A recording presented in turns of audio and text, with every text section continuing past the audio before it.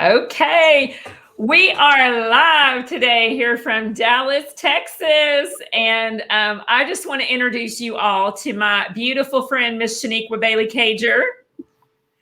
Hi. Hey, and so we have been friends since you've been married. How long have you been married? I have been. It'll be 16 years this Saturday. Oh my gosh. So a long time. We kind of met through work, and we just kind of came sisters from another mister a long time ago. And so just so you all know, Shenikwa is the princess of Concord Church in Dallas. Your sweet daddy, Dr. E.K. Bailey, was the founding pastor of that church. And he pastored that church until he left for heaven. And that was what, about 2003? 16 years ago. Okay. So that's about the time that we met. And so our initial connection was that we both had amazing dads who had cancer. That's right. And God healed them in heaven from that. And that wasn't what we hoped for. That's but right. You walked that, and then you kind of helped me walk that. And what's really kind of cool is that we've kind of served in each other's ministries. Uh-huh. And so the thing that kind of spurred me to bring you on is you asked me to come and talk at an event at your church. Right. And now for those of you all, because I know we have some friends that aren't American. Mm-hmm. Okay. Churches are pretty segregated still, right? Right. That's right. Right. So when you invited me to come to your church, it was at an event, a women's event, mm-hmm. and I brought my mom. Mm-hmm. And we were the only white girls in the room, and way underdressed, I might add. Y'all were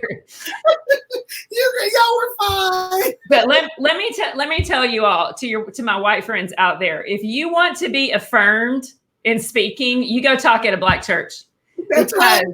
You get the yes and the amens, and it made me feel so good. So that was amazing. And I sat down, and your mom took the stage. Now, tell me a little bit about your mom. Okay, so my mom is, she doesn't mind me sharing her age, even though I always get it off by one number, but we're going with 72 today. So my mom's 72 years old, and she's an international Bible speaker and teacher. And she hosted a women's conference for, I want to say, almost 20 years stand conference. Sisters touching and networking with dignity. So that was the conference where you and your mom came. Yes, so that's where we were. That's right. And so now, she's Dr. Sheila B. That's right. Right.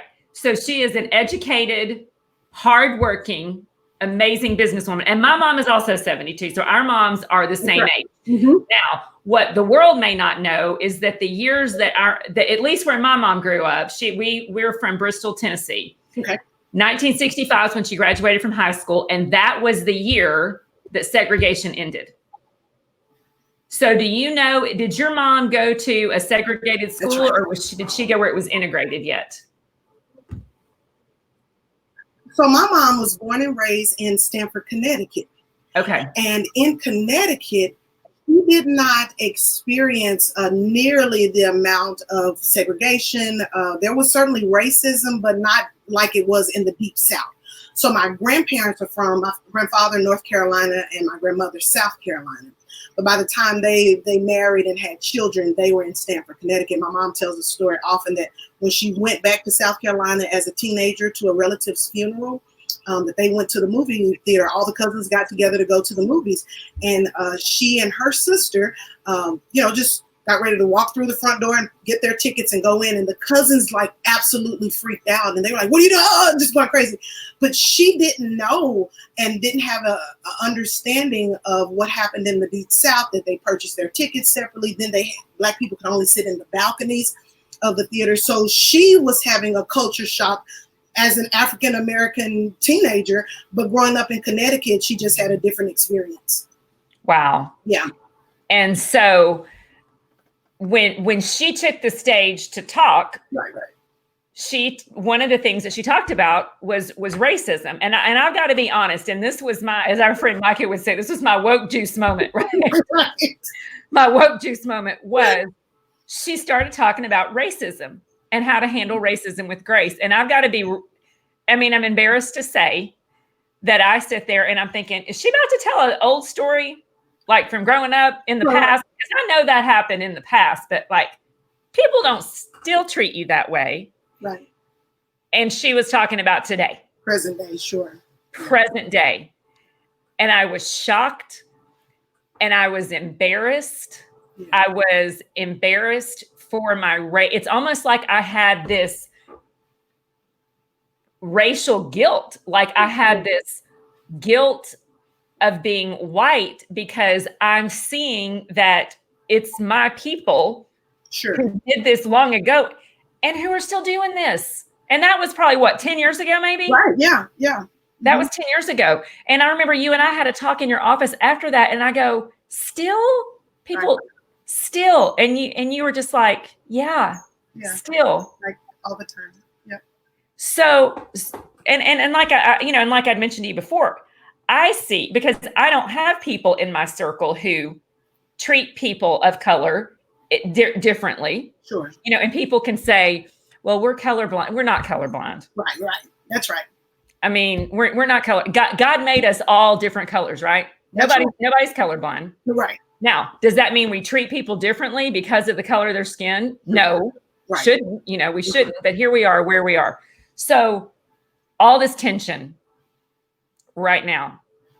Yeah. I mean, obviously, George Floyd is the main reason. But what do you feel like God is doing in our country and in our world to like allow all this to surface? Like Yellowstone's about to blow up.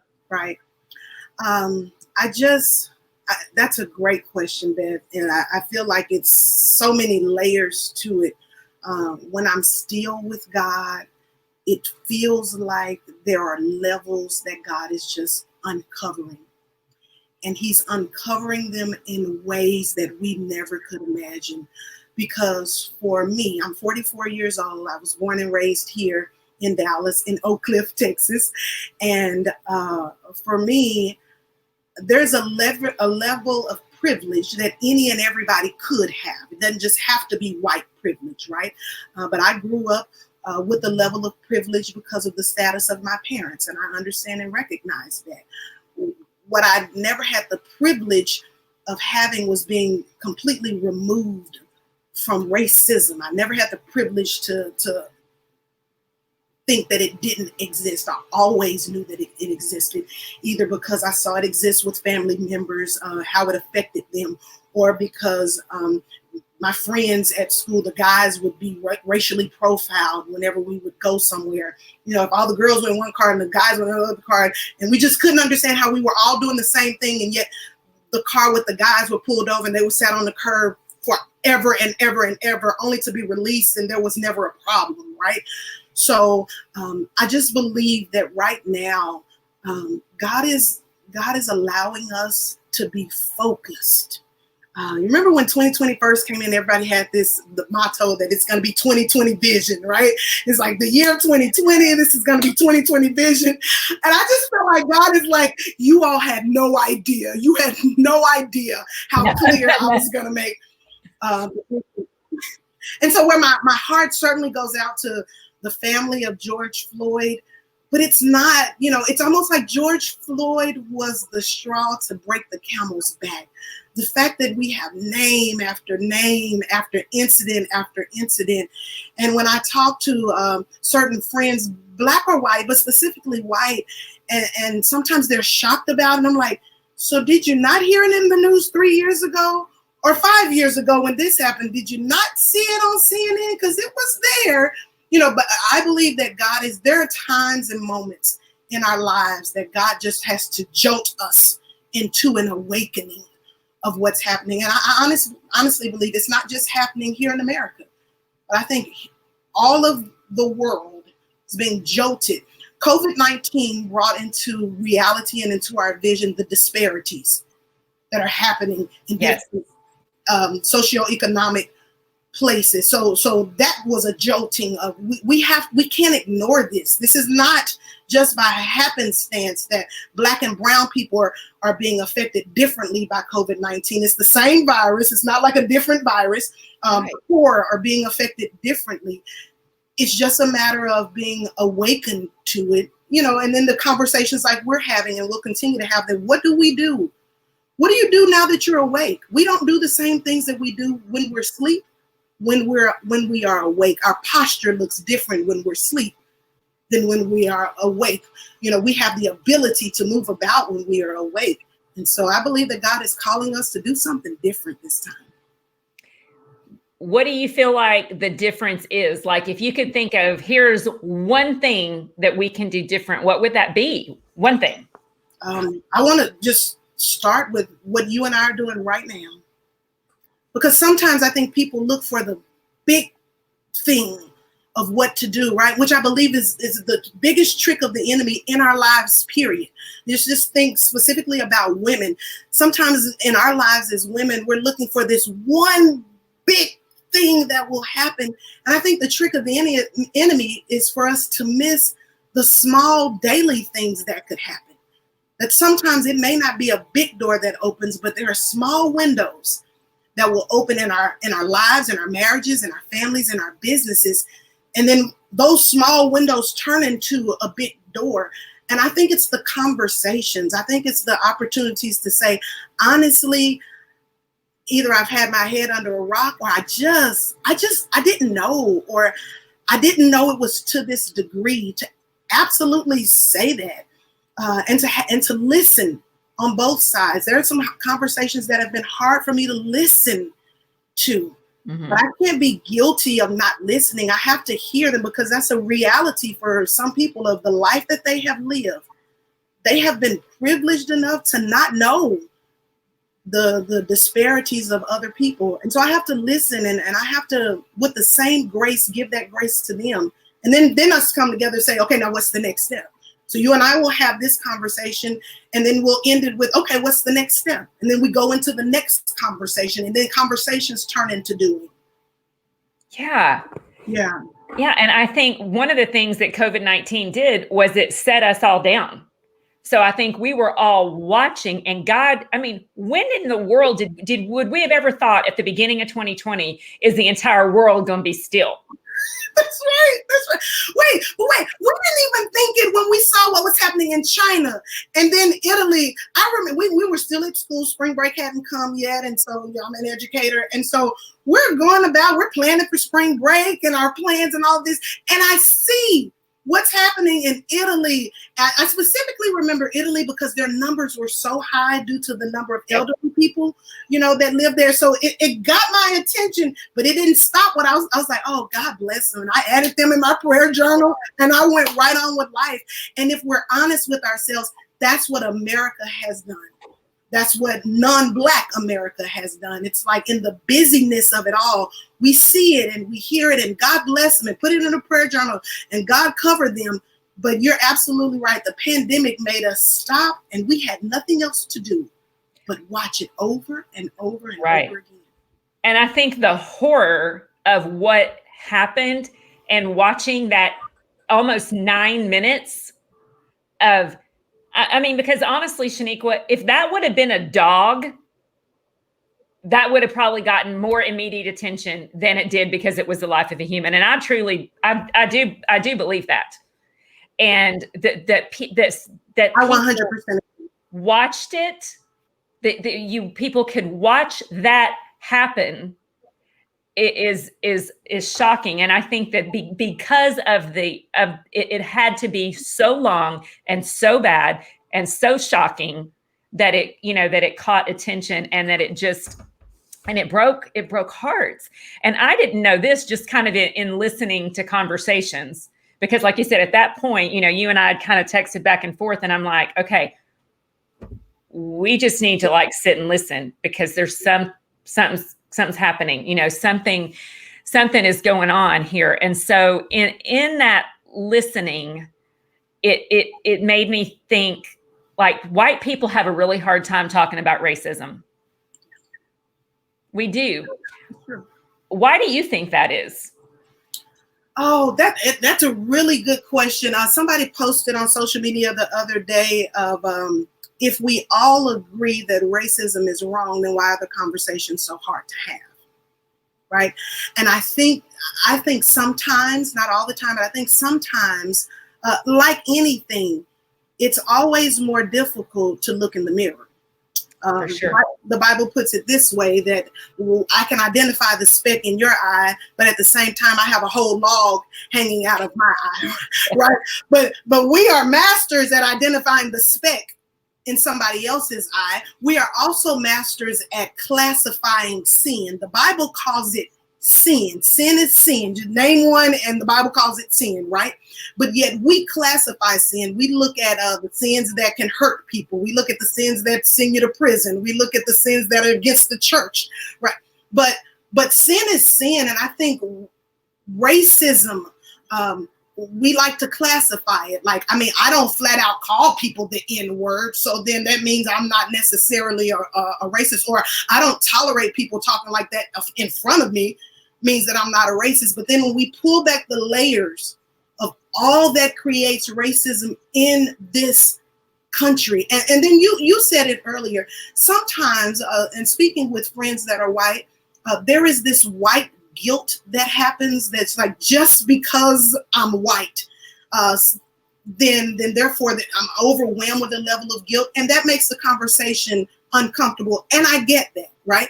The white people that are the wokest and that are, supporting and all that, it still makes them uncomfortable, because at the end of the day, you come to the reality that my great granddaddy owned slaves. Yeah. And that is what it is. Your great grandfather owned slaves, then that's what you say in the conversation. As uncomfortable as that may or may not be, but it's a part of who you are. It's a part of, it doesn't have to be exactly who you are and what you do currently, but it's peeling back those layers and really identifying, starting with our own selves, because racism and prejudices, shall I say, they are very prevalent even within our own races. Sure. Right? And those conversations have to happen as well. Anytime a Black Lives Movement happens, and no greater than the one that we're in now, what will always come up is, well, if Black lives matter, then why is there Black on Black crime? And where, to a degree, I think it's a fair question, right? I think it's the misunderstanding of the movement, because it's not condoning violence at all. Right. It's not saying that if a black cop had done it to George Floyd, it would be all good. No, Black Lives Matters is basically saying that when a black young man kills another black young man, guess what's gonna happen? He's going to jail, and he's probably going longer than any of his counterparts of any other race. We want the same thing to happen when it comes to law enforcement. That's what this is about. That when, not if, when white police officers at a high rate are killing not just Black people, but Black men, we can't turn a blind eye to that. And then more importantly, it's a crime. So we expect justice, and we expect it to be handled as a crime, and not for media and people and white folks to say, but when he was 16, he stole 2 Snickers from Walmart. I don't care. He didn't deserve to die for being poor, right? You go ahead. Yeah, no. So I just wanted to clarify it, because I understand what happens in the mind in that moment of the Black on Black crime, and if a Black person commits a crime against another Black person, this country has proven it is going to seek justice, and probably to the highest level. So that's not the issue. We do want fair trials. We don't want somebody to get a life sentence for something that does not require a life sentence. But in this particular case, in these cases, such as Ahmaud Arbery and Breonna Taylor with the no-knock warrant, in those cases that particularly look at law enforcement, we're saying Black lives have to matter, because it was a crime. Holding the knee down for 8 minutes and 46 seconds wasn't just too much force. You broke the law. For sure. For sure. And, this was brought to light in part of my listening this week. My son goes to Baylor University, and he's in a fraternity there. And when my daughter went there a couple of years ago, one of the presidents of their fraternity is a white guy, was allegedly accused of raping a girl. Mm-hmm. And the media focus was on, it might have been consensual, and look at his potential. Look what he could have been, right? And as a white mom of a white son, I'm thinking, because I know what it took to get to that school. That matters not, because when it happens to a Black person, that's right. Look at what he did. Like you said, stole the 2 Snickers. And it didn't hit me. I never connected those 2 stories until I listened, and I thought, that is exactly what happens. It doesn't matter what led up to what happened to George Floyd. He didn't deserve to die for it. And that, I think, is one of the things that, in watching all of this, it really, God has used that story to just, I think, awaken the consciousness. That's it. I agree. Of what is going on. So you mentioned that you are an educator. Tell me about what you do and who your people are. Who are you educating? Okay, awesome. So can you believe I've been an educator for a little over 20 years now? Every time I say it out loud, I'm like, where did all the time go? Started when you were 6, girl. Of course I did.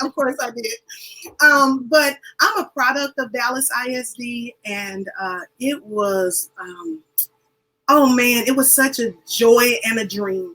And when I graduated from college and moved back home, that I got a job in Dallas ISD. And so in working there, I worked in Dallas for about 12 years in the inner city. And I tell people often that the love for inner city teaching occurred maybe my 2nd or 3rd year in. We were going on a field trip to somewhere downtown. And I was sitting next to a little girl. She had to be like 2nd or 3rd grade. And she just was staring out the window. And then she goes, I didn't know we were going to New York. And I was so confused. And I said, you didn't know we were going where? She said, I didn't know we were going to New York. She just kept pointing, and she was completely in awe. And I realized that she was pointing at the Dallas skyline when we got to the Trinity River. And she had never seen it. She had never been out of Oak Cliff, Texas. She had never crossed the Trinity River. And the only skyline that she connected it with were in the stories that they read in the book about New York, right? And so it was in that moment that I'm a Black adult talking to a Black child, and yet our experiences were worlds apart. In my family, we were privileged enough to travel at an early age, right? Not just outside of Dallas, but travel the world. And so it was there that God really pricked my heart. I knew for a long time that I'd been called to be an educator, but I was hooked on inner city teaching and educating at that moment, because I understood the differences, the disparities, and the needs. I also understood that they were bringing the exact same minds to the table, right? That the children themselves that I was teaching, who weren't different, but their circumstances were drastically different than some of me and my friends who I grew up with, right? And so I've been in education. I taught in Dallas for a while, and then I became the early childhood director over at CNBC Learning Center, where you and I connected and started our friendship.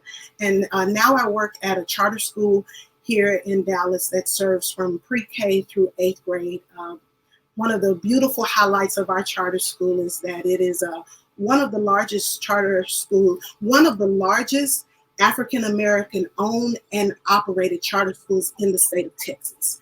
And so there aren't many charters who are owned by African-Americans and mostly operated by African-Americans. So it's my joy to continue my work as an educator there. So when all of this has happened, in normal times, you would be with your kids right now.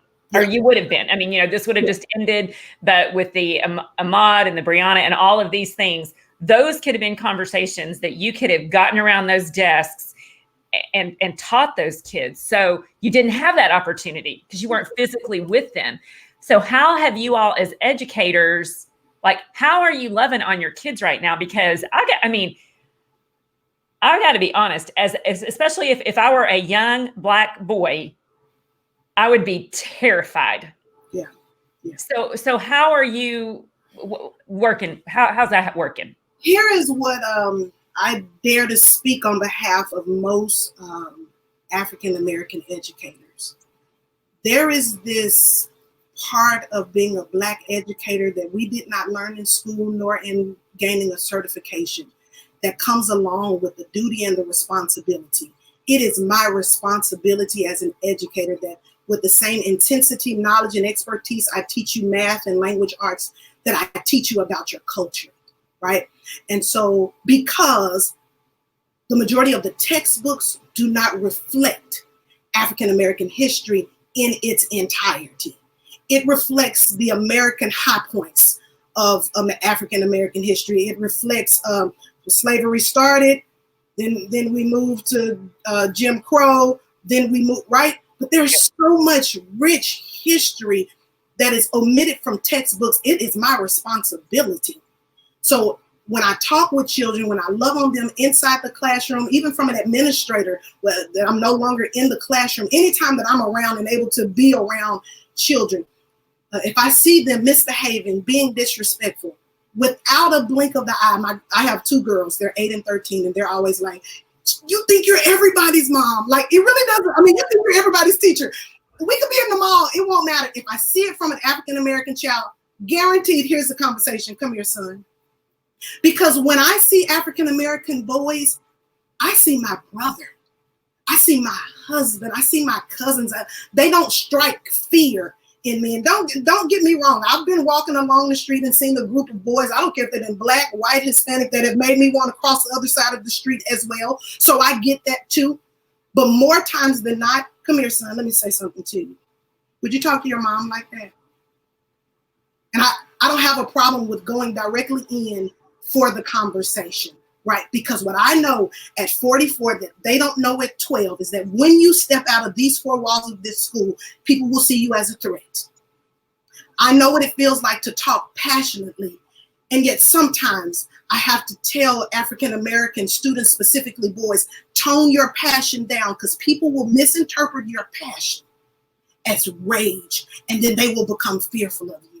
And it always strokes me up to even have to say that, because I've seen journalists, white journalists on TV, and they become very passionate about what they say. And I'm all like, yeah. But I also know if a Black teenage boy talks with that same passion, it can be misinterpreted. And then here comes a tag and a label that will be on him. And so every opportunity that I get, you're asking, how do we love on the kids? Some of our teachers have had some face-to-face meetings, like a Zoom. Some of them have just been in phone calls with them. But in the African-American culture, most of the time as educators, we feel like you don't have to send us to a professional development. It is our responsibility to teach these stories. Just like it's our responsibility to teach African-American children how to respond to the police. Shame on us. Shame on us if we don't. We can disagree and be like, you really have to, shame on us. Wow. My brother is only 6 years younger than me, but growing up, it was very clear if he was out late. My sister and I, it's like he had 3 moms because we were older than him. We would call him, where are you? What time are you getting home? If the police pull you over, call daddy. Like, shame on, because this is the America that we live in. And those are the conversations that we have to have. And I did not realize that, Shenikwa, that if the question was posed, ask any African-American male that you know, how old was he when it was in his consciousness that he better have his hands at 10 and 2, and he better not talk back, and he better sit still, and he better cooperate, or this is not going to go down right. Sure. And it's been almost everyone. And, I am very blessed that I have a lot of friends who are of color. And one of my dearest friends, she works for me. She teaches stretch and grow for me. And She's been with us for about 6 years, and she's one of those people like you that I can just come to with a dumb white girl question, right? Like I have a dumb white girl question, and because I know you're not going to judge me because you know my heart, and I've been worried about this not worried about this conversation because we surrendered it to God. I mean, both of us knew that this was a step of obedience, that we just needed to get this conversation started, is because I don't want to say something dumb and come off as not getting it or getting it wrong, because we're all going to get it wrong, right? That's right. We are. So one of the times I went to Shannon was you had posted on Facebook that you took your girls, I think, to Disney or Disney on Ice, and they met Princess Tiana. Right. And you were like, it was so great because they finally got to meet a princess that looked like them. Right. So, what we do, we do dance with kids. And so we were having a recital. We always have a princess there. And so I'm like, I mean, probably more than half of our girls are African-American. So we need to have Princess Tiana. Yeah. Well, one of my other girls said, I don't think that's a good idea. And I said, why? She said, because the theme of the recital is a jungle theme. Oh, okay. Doing The Lion Sleeps Tonight. And I'm like, well, thank God somebody woke me to that, because I did not connect. I mean, I'm so dumb. I didn't connect the two. Right. I did not connect. And then I thought, oh, okay, we'll do Princess Tiana, but we'll do her another time, because I would never in my heart do that. It was just the time of it is that was your post. And I thought, gosh, I never thought of that. I can do this for all of these kids and they're going to love it. So we just have to be careful, because you just don't know. And you would never want to hurt or offend. That's right. When you just don't know. So, okay. Yeah. As an educator, go ahead. Do you want to say something? Go ahead. I want to share that. So I am that Black mom. Okay. So I'll probably be judged on this, and I'm okay with it. But, so I buy my girls when they were younger and wanted dolls, they get black dolls. Right. And so it is important to me that they see representation often, because it's America. We don't have to work hard for them to see representation of other cultures, specifically white, right? That's going to come with the territory. Right. So one year, I can't remember which of the girls it was, but they were talking to one of my friends on the phone, and she was like, okay, let me know what you want for Christmas or your birthday or something. And she was like, I want the such and such doll. And so she was like, okay. I'll see, if I can get that for you.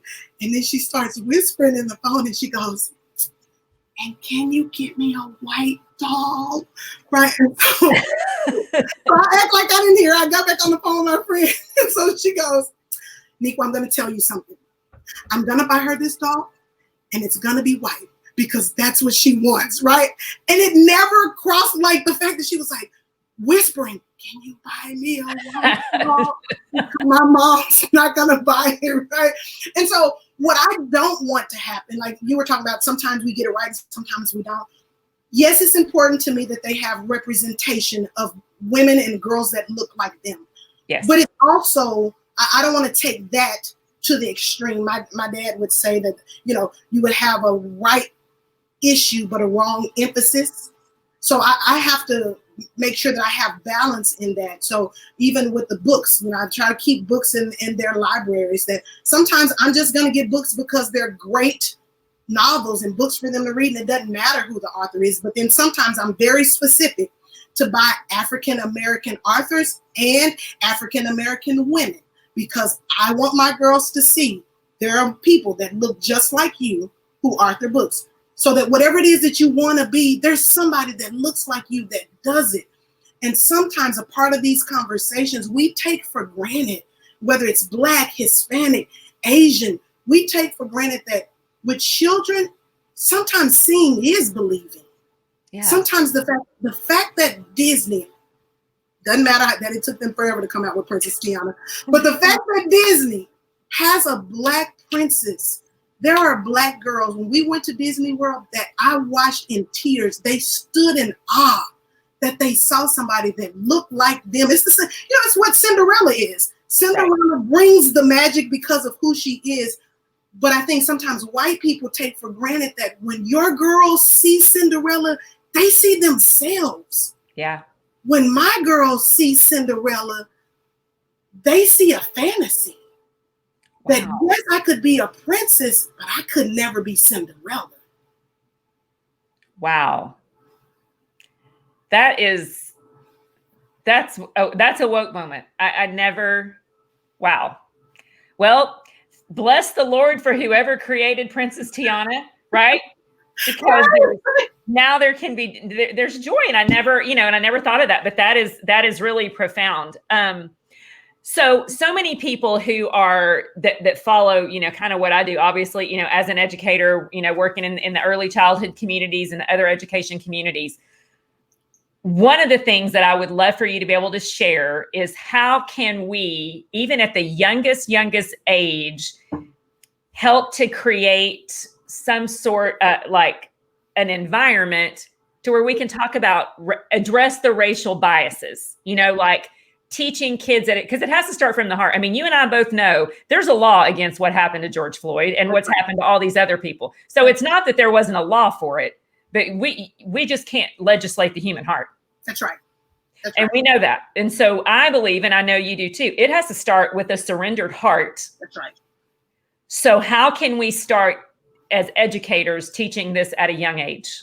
I would first say that it starts with, we've got to be intentional about diversifying, right?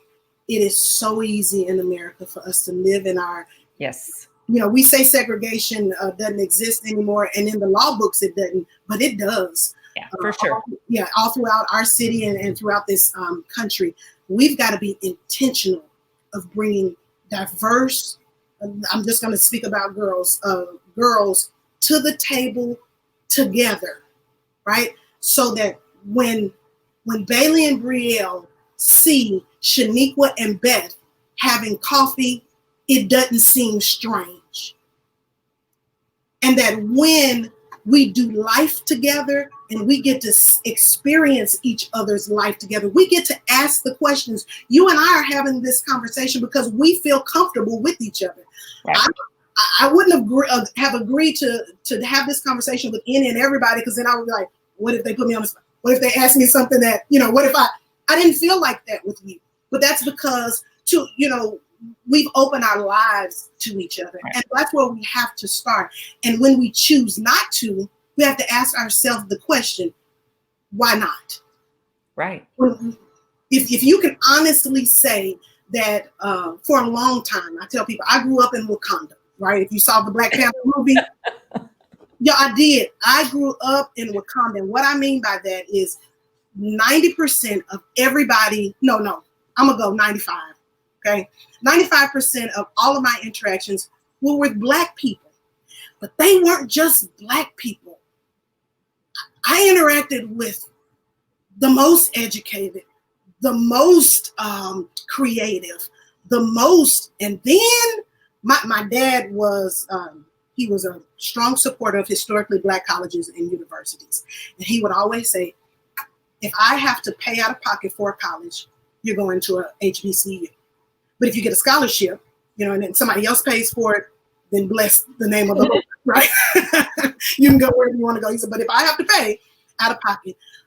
So that was instilled in us at an early age, to the point that we didn't even ask why. He would share oftentimes, what you're going to gain at a Black college will enforce and support you throughout your adult life.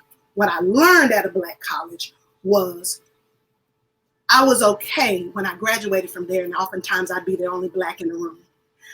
It had been reaffirmed in me, and I had been in Wakanda so long that it didn't matter that when I came out of Wakanda, if I was the only woman, if I was the only Black woman, and then not only be okay and comfortable in the room, but also clear that I also have a voice. It was my grandparents and my parents would always say, when you get into a room, you better not sit in the back. Like, to this day, I think that one of them will rise up from the grave if I sit in the back.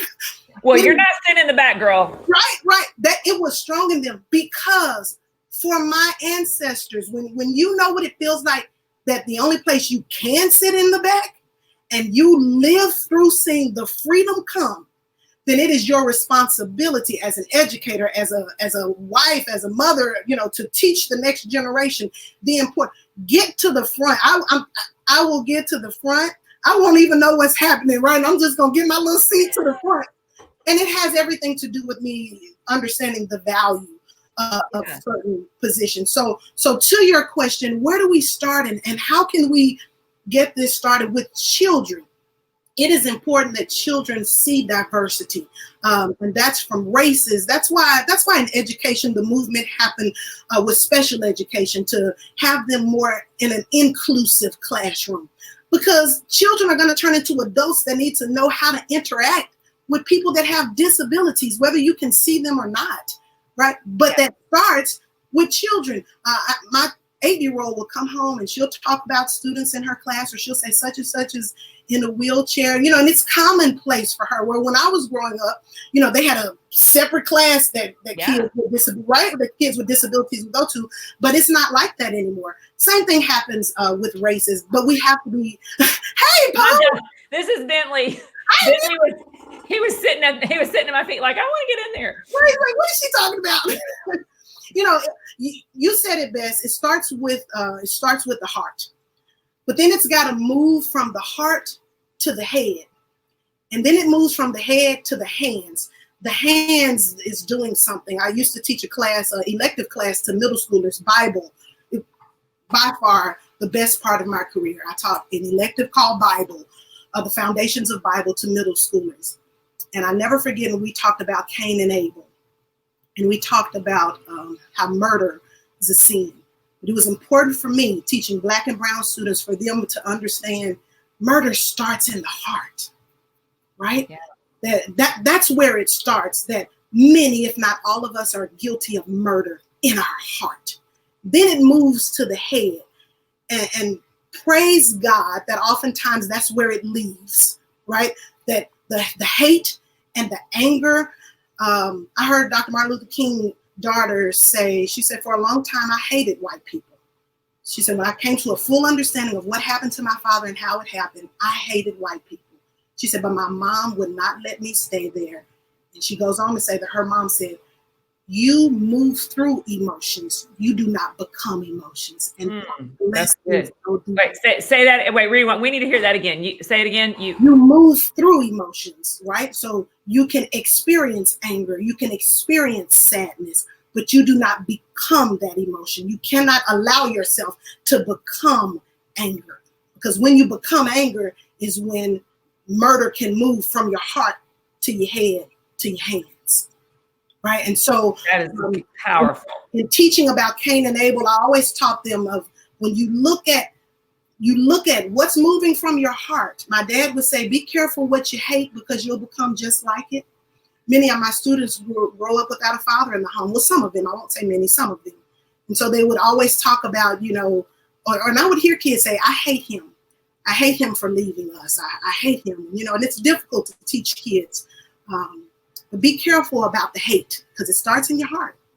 It'll move to your head and it'll move to your hands. And I honestly believe that's what happened in the case with George Floyd. I think that there was this, whatever, if it was racism, or if it was just hate, it was just rage, but it moved past this former officer experiencing certain emotions. But I believe that he became that emotion. That's the only way that you can physically hold somebody down that long when you hear them screaming for their life. It's the only way that it happens. I believe in that moment something, it was the same way I believe in supernatural. So then if I believe that God is supernatural, I also believe that we fight against supernatural. We fight against evils and principalities. Yes. I believe in that moment, what we witnessed was something, it was an evil spirit.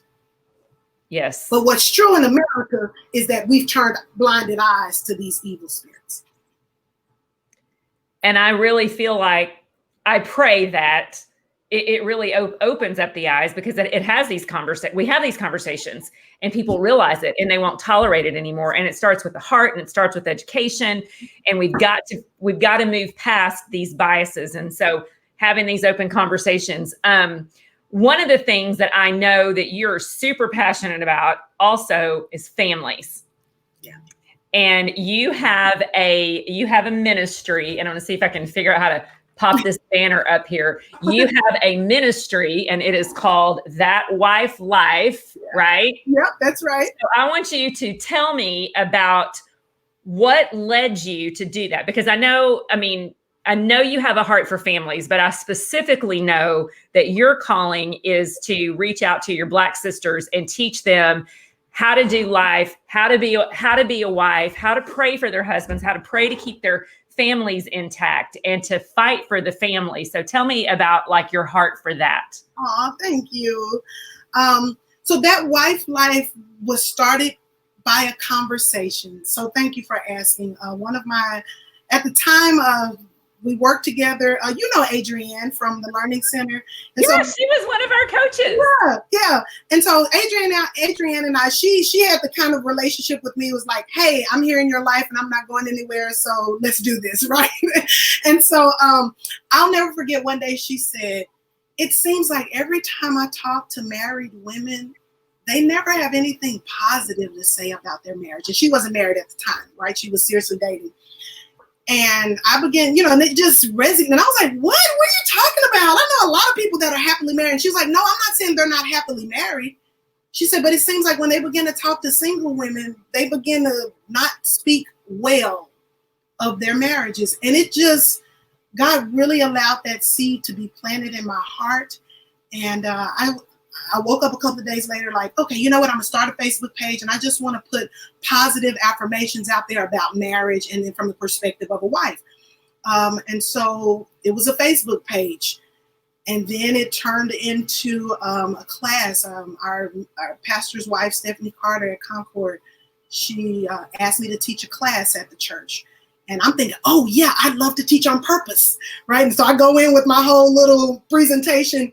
And she's like, oh, that was cute. I kind of wanted you to do something on wife life. And I was like, oh, I don't really teach on that. It's just a group, And so, but I honestly believe God began to lead it. And so That Wife Life, God has really just turned it into a platform that we've done 6-week courses. We've traveled, and it's become a conference, a weekend conference, where we bring together women under the scripture of Proverbs 18:22. He who finds a wife finds a good one. Sometimes in marriage, we forget about the good stuff. We certainly can tend to forget about the fact that what's good about the good thing that he found in me, right? So it gets us back to just focusing on ourselves, because when God created a man and a woman, he gave purpose to both of us. But then he called us to become one. And so the struggle sometime in marriage is blending those purposes and living out, what does this look like together, right? The husbands have their thing and wives can have their things, but what's the purpose of our family, and what is this purpose for me as a wife? So I really am passionate about just giving wives a place to talk, and whether that's from encouragement to scriptures all the way to, hey, anybody have night sweats? How are we handling that, right? So we literally talk about. We're there now, girl. We are there now. When we met, we were not there. We were not there. We were waking up with dry drawers on. It is not. You probably hear my fan running in the back. Mine too. Hey, it's a calorie burn though. Thank you. It's like a power surge. I needed to hear that. It's a power surge, and you're doing that. So your touch is really on, it's not just on the youth. And I know that is your heart and your passion, but it's also for women, for families. And I know in my heart, because of your willingness to not get in the back, to get on that stage, like God is going to use you in this season. And because, you are so grounded in your faith, and you are so confident in who you are, and you're so passionate about protecting your people, and you're passionate. I mean, obviously, we both love Jesus. We both love the Lord. And that's the connection. But to see you in your community, and you've always been this, like, this is not something new. Like, you're not like a one-hit wonder now. Like, you've been consistently showing up in your community for your people for years. for years. And, God, like, you mentioned when we started talking that because of your parents' position, you did have a certain amount of privilege. Sure. And that certain amount of privilege, though, has given you a platform. Exactly. And that's my appeal to all of my white brothers and sisters, that you don't have to live a life to understand the struggle. You do have to be open to see it, to hear it, and then do something about it. I don't have a I grew up poor story, right? That's almost like a big deal in the Black community. Everybody, when I was poor and we was on food stamps, but I don't have that story. I don't fake like I do. People around me would look upside my head if I act like I was going to tell that story anyway, right? But because I am fully aware that it was God's doing, there was nothing extra special about my mom and dad. It was the fact that he called them. Yes. Into the life that it's the fact that he provided for them. He gave them access. He opened doors for them. And because I completely and totally understand that, and guess what I understand? I understand that I inherited the grace that was poured upon them. Also inherited the anointings that were poured upon them. So I'm I'm an inheritant of all of this, including the kingdom of God. And you wrote a book about it. And then I wrote a book about it. It's called The Inheritance. You can find it at Amazon. Yes, you can. I should have put that link up. Right. I mean, like that is living into your purpose. Like you knew it, and you didn't shrink back from it. Yeah. That's good. I didn't. Yeah. You didn't shrink back from it, and I'm sure it wasn't always easy to to get up on that stage. I remember coming when they just Concord expanded after your dad passed away. Mm-hmm. Brian Carter took it over, and the church has grown exponentially. I mean, it's a compound now, right? But they had Women's Day, and you were like, they asked me to preach. I'm going to come preach. Will you come see me preach? And so that was the first time, and I'm just going to be really honest. That was the first time I had, other than to a funeral, which. Y'all go long on the funerals, by the way. Oh, yes, we do, honey. Look, we went to the funeral today. I'm like, oh, that was good stuff, right? I mean, it's a long ride. It's a long ride to heaven if you're going in that hearse. But white people, we don't have as much of attention span, apparently. But anyhow, that was my first time to go to just a service at an all-Black church, just for the service. And obviously, I wanted to go and support you and hear you preach. Sure. Thank you. And your message stood out to me, and I'll never forget it. And I want to talk about that in a second. But the one thing that has stood out with me is when they said, stand up and greet, it says, tell people when you got saved. I was like, man, they don't play, because if you don't have Jesus in your heart, you're not out the door. Like, we don't have to beat the white Baptist to the church, to the restaurant at noon. We'll be here all day long until you get saved. Right. We're going to be here, right? But I love that, because it put that in your heart to say, like, you care about people's eternity. Yeah. Like, you care about their eternity, and you're there for their eternity. And so that struck me. But your message, and I'll never forget it, it was be better, do different, and go higher. Now, is that still like one of your signature? Is that a signature move? Yeah, it is. So the message is Flight 31 out of Proverbs 31, because it was Women's Day, but it wasn't just specific to the women. Of if we want to be better, and it's so applicable now. If we want to be better, we've got to do something different in order to go higher. It's why we're on this call today, because we want to be better, right? And that's not just to white America. It starts with me. I personally, as an African American woman, I want to be better at what God has called me to do. And I want it to start in my house. I want it to start with my girls. I don't want to pour more into other people's children in the educational system than I pour into my own girls, which is the struggle for many educators, right? Right. But I want to be better. So then my prayer becomes, as I sit with God, help me to do it differently.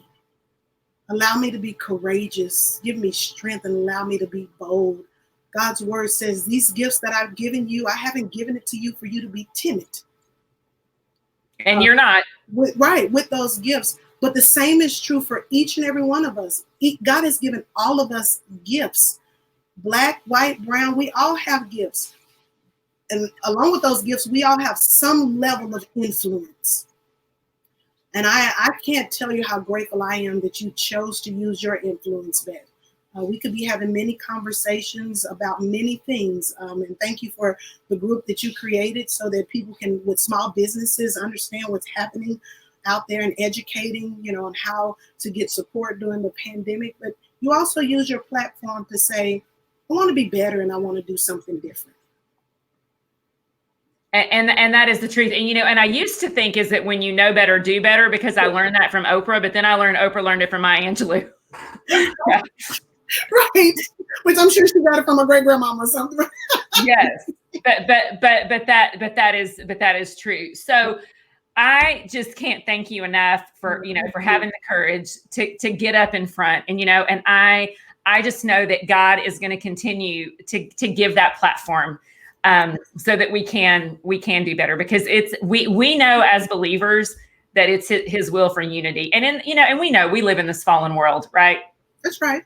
It's not going to be perfect. We're all going to screw up, but right. I just want to encourage whoever's listening, whether they're listening now or hear this later. Yeah.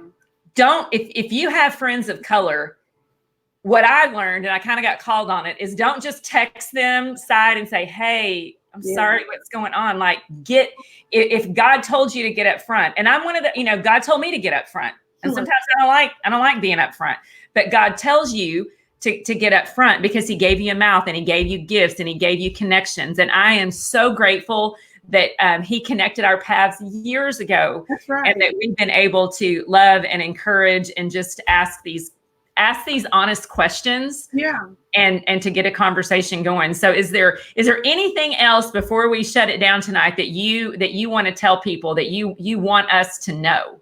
Because I'm telling you right now, you probably have mostly white people watching this. Unless they're the fans, because this is the thing. I said in the beginning that my friends of color affirm. If you look at the comments, it's all your friends. Oh, hey y'all! My white friends are sitting over there going. They're going to text. They'll be texting me later.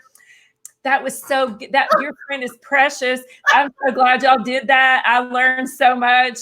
And your people are like, bring it, preach. I said it in the beginning.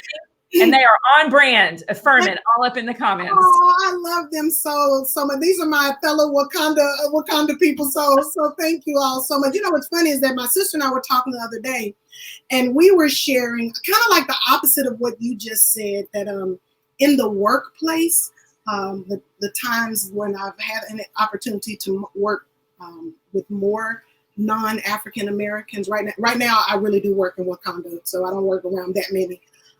Hey, Brittany, she's probably my only white coworker. But we were saying how when we worked around more white people, that they would be more affirming in the workplace. Like what you did a presentation or something happened, they would come and just like, man, that was really good. I like when you said X, Y, and Z. Where the Black people, may or may not. So for you to say that in the comments today, which really goes back to how this can just be an uncomfortable situation, right? And for sure. Yeah. Because I believe that women, oftentimes we're naturally affirmed to say, you know what, great job, you look cute. Oh, look at you, I like your background, blah, blah, blah. But I think when it becomes uncomfortable, but I refuse to allow the enemy to steal that away from us. Yes. Right?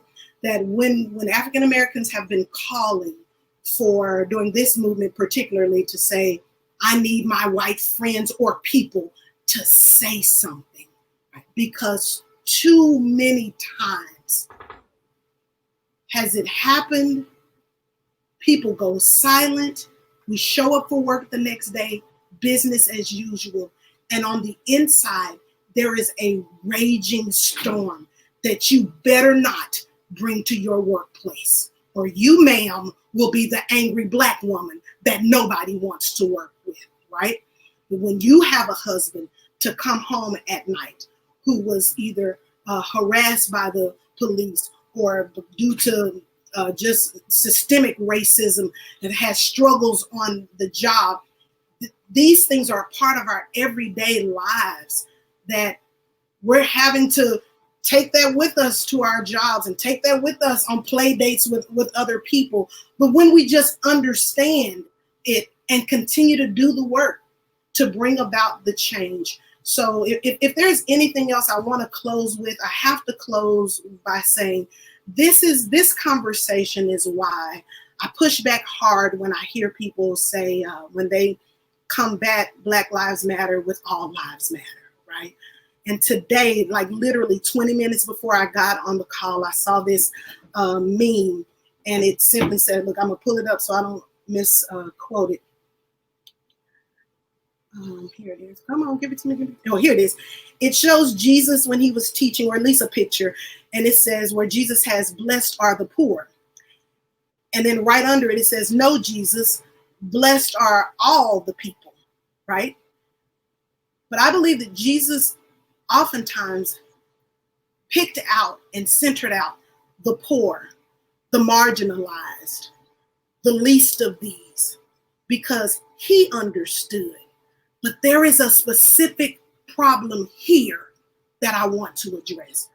Black Lives Matter is not saying that Beth's life doesn't matter and Beth's children's life doesn't matter. Not at all. It would never come out of my mouth. And if there was an injustice with your children, I would be right there with you saying how white lives matter, specifically your son. What this is saying is that there are times where there are specific fires that we have to fight.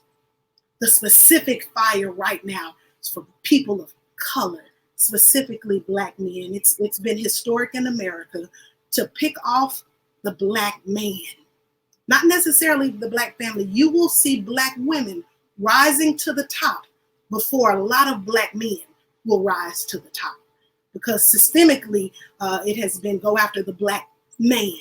So this isn't about other lives not mattering. We just want you to join us in agreement that the Black lives have to matter, so that my children and yours and grandchildren won't ever have to witness a George Floyd, a Breonna Taylor, a Trayvon Martin, and the list goes on, that I want my children's children to say, man, that was awful what happened in your day.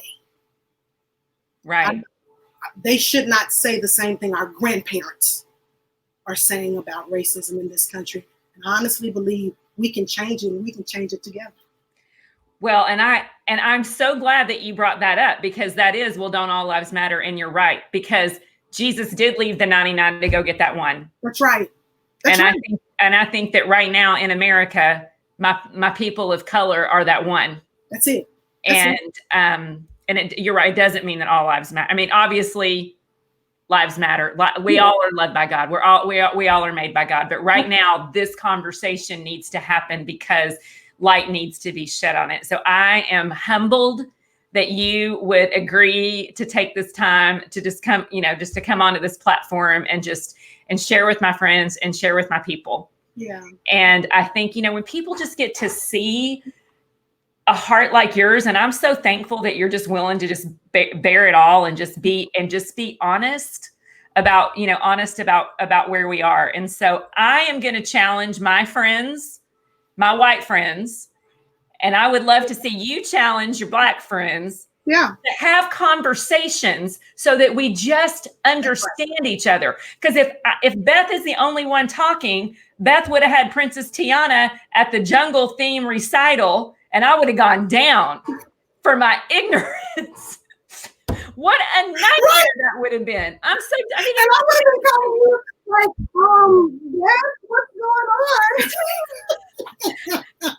But you know what I'm saying? It's like, we need to have those conversations so that we understand, because the truth is, The Lion Sleeps Tonight is a great song, but because of the racism and the prejudice that had been made over the years, there's a deep wound, and that reveals a deep wound that I personally don't know anything about. Sure. Sure. And so we don't know a lot about that. So I'm thankful for your willingness to just be honest. And then Shenikwa, tell us where we can find you. Like I know we've got you at That Life, right? Sure. Yeah, on Facebook, Shenikwa Bailey Cager, or That Wife Life. There's a fan page that we just have information on, but then there's a closed group for wives or women who are engaged to join, and then on Instagram at Shenikwa __ Cager. Great. And so thank you so much. And I love you, girl. I love you. I can't wait you dearly. To yoga. Look, as much as y'all, she kills me when I'm in yoga. And then I'm doing the best that I can bent over, and then she'll come and then she'll press me a little more. I'm like, I can't do it. But I can't wait for all of this to end, because if I have to do yoga in the mask, I'm just not doing it. Girl, I'm with you. I am not about the mask. Right. So hard. Yeah, but thank you, Beth. May God continue to bless you and your family, enrich your, just enlarge your territory for what you're doing, and the heart behind what you're doing. I'm grateful, and so many others are as well. I can't wait for us to do part 2. I know we'll have to do it. So I'm going to go ahead and end the broadcast. So you hang out with me for a second, Shenikwa. You guys, thanks for everyone for tuning in, and we'll do a watch party for this later. Yay. Take care. Bye.